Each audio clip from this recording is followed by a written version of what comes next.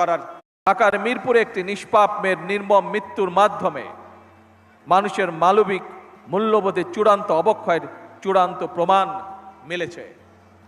প্রিয় উপস্থিতিবৃন্দ, প্রিয় ভাই বোনেরা, এ বিষয়ে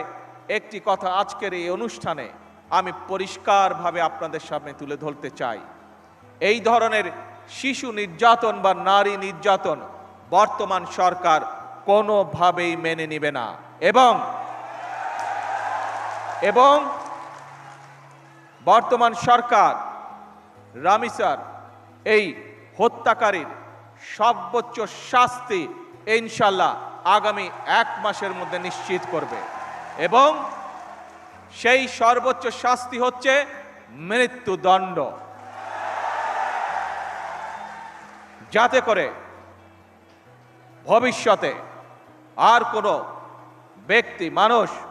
এইভাবে শিশু বা নারী নির্যাতন করার